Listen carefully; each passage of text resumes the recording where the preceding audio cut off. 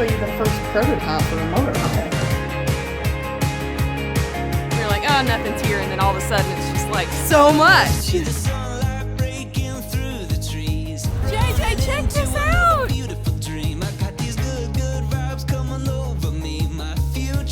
All right, we're about to do something I've never done before.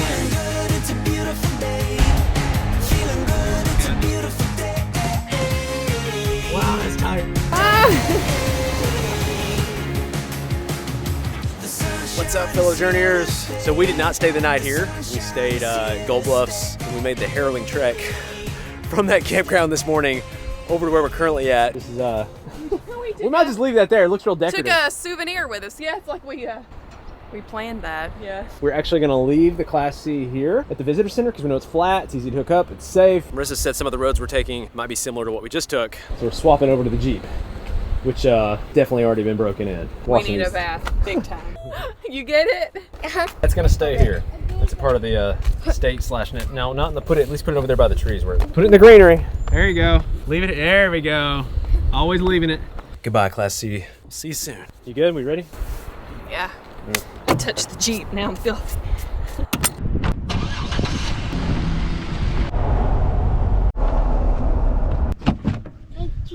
Yeah, you ready to go see some big trees?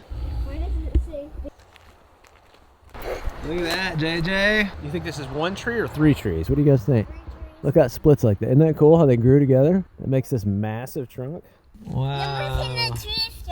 Oh, the roots grew into a tree that was dead on the ground?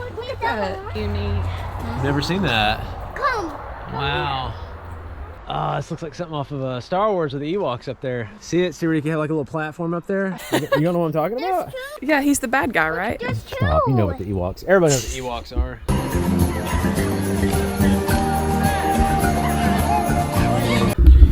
Right there. You can just see a little bridge coming off of there. Oh, you're gonna climb up there? All right, what you got? Oh, JJ. Whoa, you did it. Someone contest is always like, it's better to go first, better to go last. And a lot of times you want to go last because you're like fresh on the judges' minds. And I don't think that's what's going on. But this walk, we've already seen Sequoia National Park, but these trees in this walk, to me, seems way more vast and just mind-blowing than the sequoias. Maybe it's just in the moment, I don't know. When you go to these two places, when you see sequoias and you see redwoods, you let me know. Yeah, these aren't as big around as the sequoias. These just look massive. They're definitely taller on average, and there's just more of them. I think the sequoias, it's weird. They have to be like out in the open, in a meadow. These are just everywhere. They just sort of take over the woods. I mean, it's just so vast, and they're just everywhere, and they just take it over. You can't even see the sky.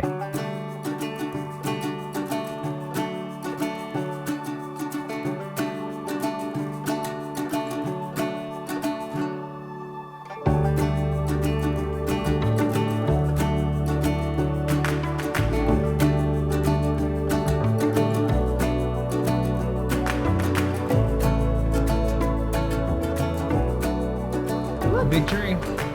Where? Is it that way? That's a big tree. Some more. One of my favorite things to do is go to the visitor center and ask the ranger, what are your favorite hikes, or what is your favorite hike? I know that's so subjective, but at the same time, they will give you the best all-around picture. And it's just like beautiful, but we have it all to ourselves. Very crowded in the other more popular trails, but sometimes you get just as much beauty on off the beaten path, and it's more solitude. So this is incredible. I'm gonna get him. Two. Go on. I mean, people had told us that Redwoods wasn't very crowded, but how many people we see on this trail? Look over there. 0. Yeah. We've been walking over, I don't know, half a mile, something like that. Come on, somebody go. You gonna go, Hensley? Don't you dare scare me. Oh, I would never scare you, Hensley. What's in there, buddy? Bear! Ah! There's a bear in there. No. There's no bear in there. How do you know? Where's he at? They would hide down in there. You can see the whole thing. Where's he at? I thought Don't you dare! Hensley knew it was coming. Always on the lookout. One, our kids are usually pretty loud, so that takes care of any kind of wildlife, but we have seen them. We even saw them like digging in trash cans. Hey bear, don't get in that trash can. It was just like seeing a stray dog in a trash can, but we saw a bear. We're looking for corkscrew tree. I will say there's not a lot of signage, and I'm guessing this is it. If it's not, then they should name this one corkscrew tree. So I think that's it. I think we're good. So I think there are two people in the world. People that can find four-leaf clovers and people that can't. I seriously believe it. I've looked my whole life for a four-leaf clover, have never found them, but you know there's certain people that find them all the time. Hensley's one of those people. She finds them. I have another friend that constantly finds them, and I have never found one. Tell me if you can find them or if you can't. I've probably found half a dozen. I don't know. She inherited it from you. Maybe it's a trait. Is it a I just trait? looked. No, you just look. No, I've searched my whole life. I've never found a four-leaf clover. I've seen you search, Marissa. It's a very quick search. Hensley, let's see if we can find one. You want to find one? Check out this thing. That is crazy looking. Have you ever seen this TikTok or like Instagram reel that goes around, and it's like people riding in a car, and it's like on our way to church. They're super mad because they had fought all morning to get there, and then showing up to church and just like everything's great now. I think sometimes, you know, we have those moments, especially with like social media. Man, like travel can be so bonding as a family. For our children, for our marriage, Nathan and I have been traveling. We're starting our 8th year, which is just wild. But we have those moments. You actually wouldn't know from today that we've been having a tough day. We've had a lot of arguments, a lot of like figuring it out because it's just been a stressful drive, a lot of research and planning, and there's just a lot that goes into the travel lifestyle. So I want you to know there are those moments, those bonding moments that we will have memories of a lifetime. But there are some hard moments too. We drove to the end of the road, and there is a lookout spot here. So this is a great spot for whale watching if you're here in whale watching season, and then you can check out the sea lions where they love to lay where the Pacific meets the river.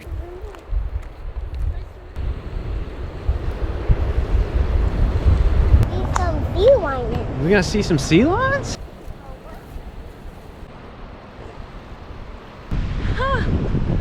So there's a little trail that goes out to get a closer view. This is awesome. This is so beautiful. They're right there. JJ, check this out. I've never seen anything like it. This is so breathtaking. I feel like I'm on National Geographic right now. Like, is this real? Look at them. They're like swimming in the water. You can hear them.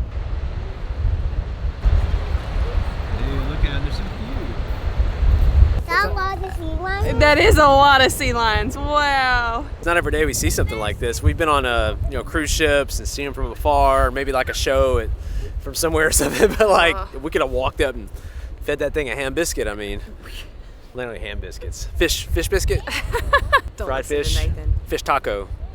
Fed him a fish taco. And it's hard to stay mad at each other when you have views like this. You can't be mad around sea lions. You just can't. They make you happy.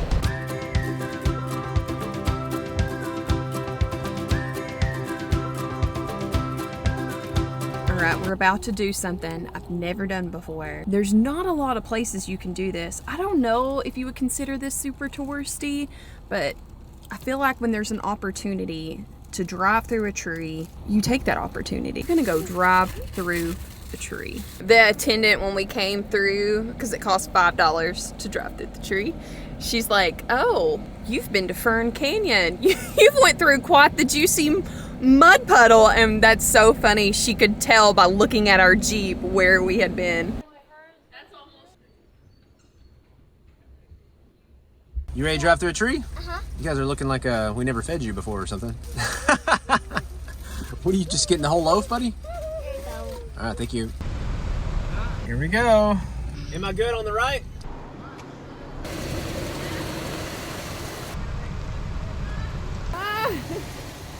Woo! That's tight.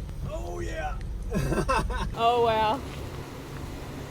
Wow, that's tight. Still not as scary as that Fern Canyon drive. So we have grabbed the RV from the visitor center. Marissa's following me in the Jeep. We're driving to our next campground. So we had a full day of exploring after driving. It's been a long day. So we're gonna check in. We're going to Sumag State Park, which I've heard some awesome things about.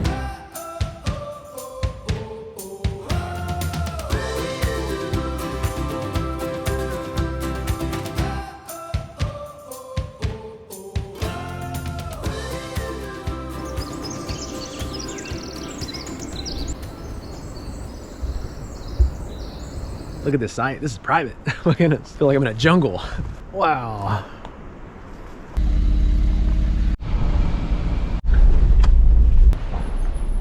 Mom, there's a water right there. There is water, buddy. You gonna go see it? So the kids did super well yesterday. And they seem to be ready for an adventure today too. So we might look super adventurous living in a fifth wheel, but I mean, it's like a condo. It's like a small house. So if we're not careful, we do get into that grind of just being comfortable staying inside and doing the things and the routines, which is good, which is part of why we like the fifth wheel. But we do have to push ourselves outside a little more, like this road trip. Like we don't want to hang out in the Class C anyways because it's so small. So I think it really pushes us outside. Most mornings start out where the kids don't want to go. There's just like a lot of like grumpiness but then once you get out and get going, even as a child, as an adult, sometimes it's just like making yourself get out and get going, and then they're in a much better mood, we're in a much better mood, and then look what we would have missed. Look at this, Judah! Wow, buddy. That's a rock. That's a rock. I'm going to top that mountain. Okay. You want to go? All right, let's go. You're going to top that mountain over there? Let's go on top of that mountain. Not a soul in sight. We got it all to ourselves again. I don't know where everybody's at. This is epic. Let's go with Daddy. Look at the water. Yeah. So this is Wedding Rock. Is it because people have weddings here, or what's the... I don't know. I mean, I could totally see that. Let us know in the comments. So we're not sure. I think this is Patrick's Point up here, where these two people are at on top. Or Sumag Point. So I'm not sure in the full story. Maybe you can find out and let us know, but this used to be Patrick's Point and now it's Sumag, so you still see there's a lot of confusion because like when you're trying to book it or when you're looking at the signs to get here, there's still like that in-between phase of they're changing the name over. So apparently it's changing over to Sumag and it used to be called Patrick's Point. There's something about that noise. We have not stayed in too many campgrounds when you fall asleep to that noise. It's pretty amazing. We're trickling in tips for the campground reservation stuff as we go along. One tip or one mindset I think we have, but to stay in an RV park where the things you're gonna see today are within walking distance. First of all, you can't most of them. But if you find an RV park that's within walking distance or is this close to the ocean, you're paying $100 plus a night. These campgrounds, yeah, they're dry camping, but we're paying 30, 40 bucks a night, which sounds like a lot. I get it for no hookups. But in the big picture of things, it's a steal. Because look what we're getting for 35 bucks a night. Look at this. Something we've done with our kids. It's worked out pretty well. So there's a series of books called Backpack Explorer. This one's called Beach Walk. Here's the tide pools page. Are we about to see tide pools, Hensley? Yeah, I think the most likely one we're going to see is the periwinkle or this one. You guys got to watch. We'll see if we see these creatures down here at the tide pools. This looks like something out of a movie. And usually after we say that, we say, "Yeah, guess it is." No, I don't know if it is or not, but look at this. Oh my goodness. Wow.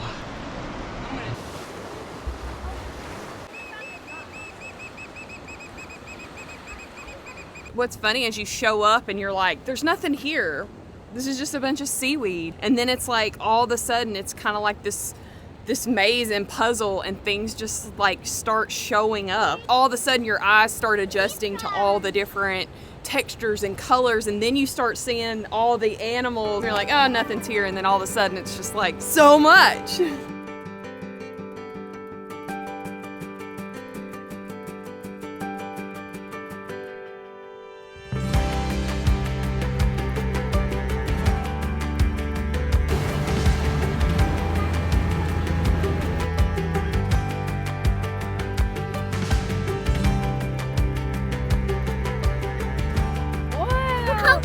You see those shells? Wow. how, look at all these snails. It's like being undersea right now. This is crazy. Yeah, we're basically seeing things that we wouldn't see unless it was undersea. You like that, dude? That's pretty good. It's dad joke. Look at it though, wow. I found a hermit crab. He's got this blue reflection off of it, Marissa. What do you think that is? So we got a sea slug.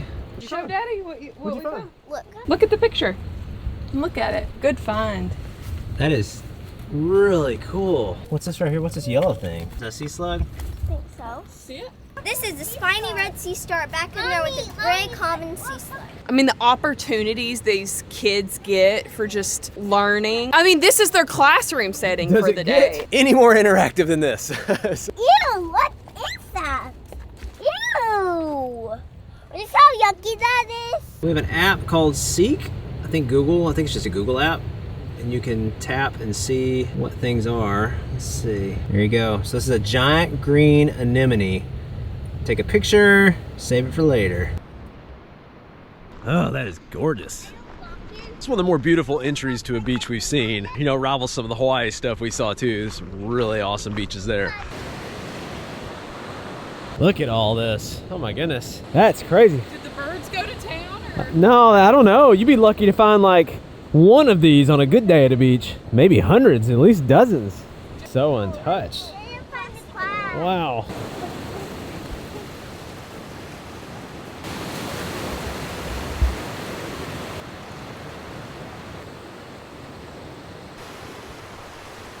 I'm guessing with these beaches, like you have to go through the state park. So like we noticed before, it's like a very remote beach. Really cool thing that you can walk from your campsite and it's just like a very solitude experience. You're really plugging that solitude word there.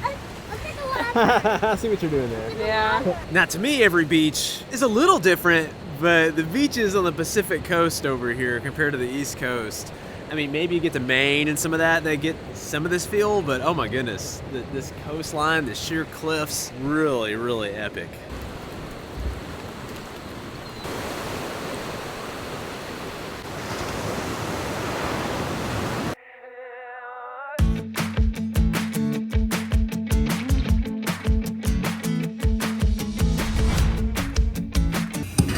You go, girl.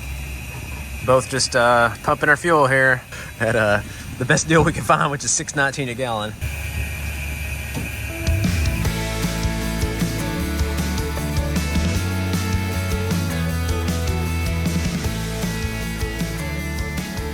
So we're in the thick of it here, which is the theme for this whole road trip. And it's also the theme that we seem to be one of the biggest vehicles in here. This might be one of those, like, I can't remember. I've booked so many places. This might have been one of the 24 feet or less kind of campgrounds. I know you're not going to see a lot of big rigs in here. This is in the middle of it all. Visitor Center, Avenue of the Giants, everything.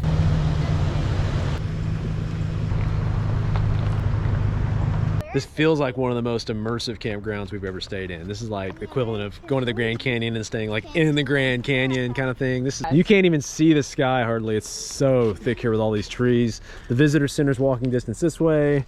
From what I understand, there's some really cool trailheads and the river is this way.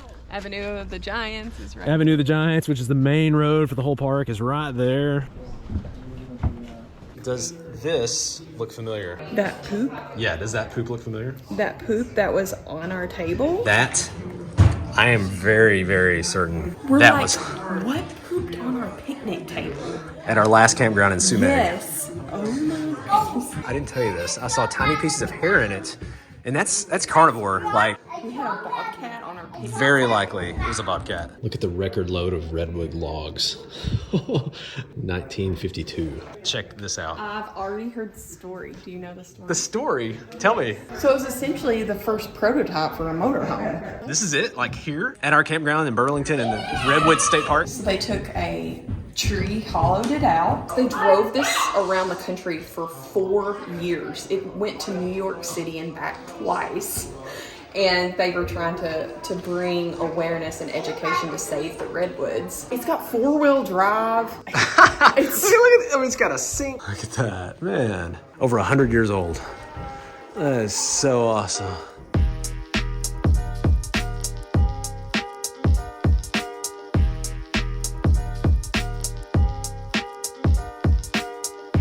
No, no access to the back from the front. You kidding me? Do you think that bear actually drives it? No. No. Could you imagine seeing this driving around anywhere? Wow. Got storage underneath and everything. Look at the thickness of this door, Hensley. I wonder what this thing weighs. Wow. You wouldn't want to camp in that, Hensley? No. What? She's like, where's the loft?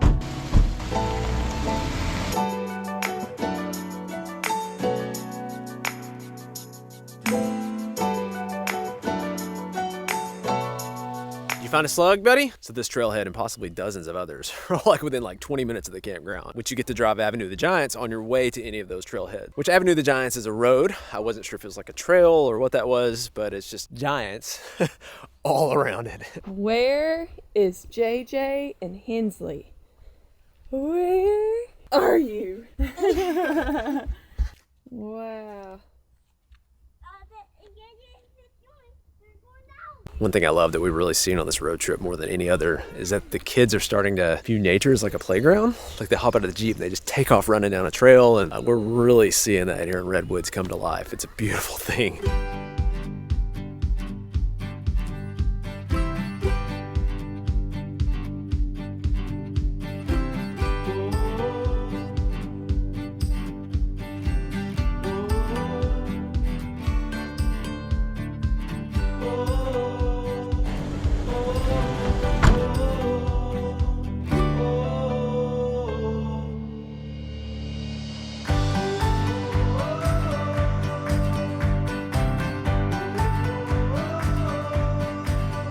This is the immortal tree.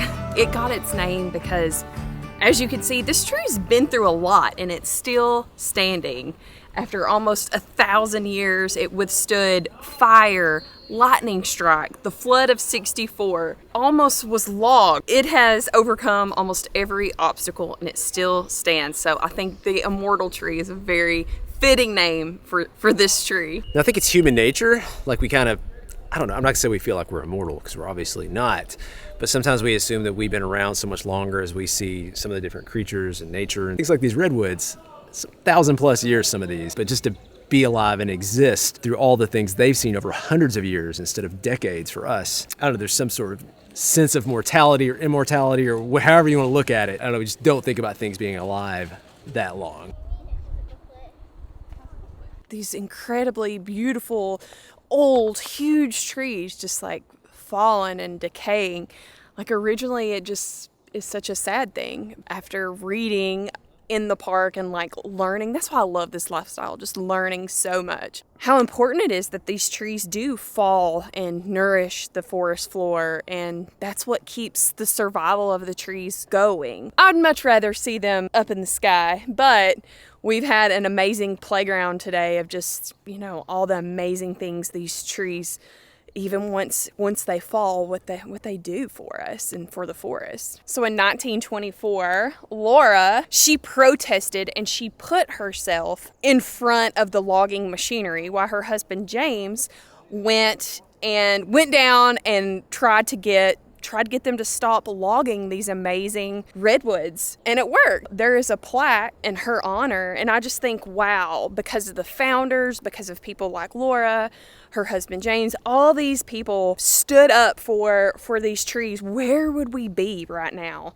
if there wasn't people like that saw the beauty in the forest? Up until 1991, the tallest tree in the world was the Dyersville Giant. 362 to 370 feet. They're estimating to be like 1,600 years old. Just looking at the roots of this thing, I gotta back up. You can tell this thing was massive. Did one of these other trees fall into it? Is that what somebody was saying? At the visitor center, they think maybe another tree kind of fell, and they knew this tree was leaning. They come and looked at it and said, oh, it's good. And then a few days later, it fell. But nobody was here. One person said they heard it and it sounded like a train wreck. Like it was so loud. I mean, because this thing is 200 feet taller than Niagara Falls and the size of a 30-story building. I mean, it's a big tree. Well, Hensley had a good point. This is no longer the tallest tree in the world. But what is this tree now, Hensley? It's now the widest tree in the world. Congratulations, That's RVing true. time. That is a large, large tree. It's kind of mind-blowing to think about. It will be like this for hundreds of years. I mean, they say it's up to like 400 years before it goes back to the earth. Yeah, 362 feet. Picture you're at a football game, like 60 more feet past the size of the entire football field. Could you imagine sitting watching the Super Bowl and like some tree falls onto the field and it like goes past the end zone? So we only booked 2 nights here. This is one of the places I kind of wish we'd booked more. I've loved Redwoods. Have you loved Redwoods? It's magical. It's awesome. Spectacular. Awesome. All right, buddy. You ready to go get your banana slug? Yes.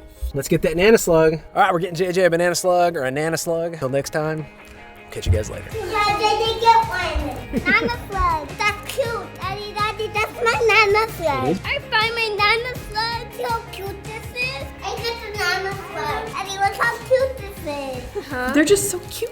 You gonna get one? Sleep with a banana slug.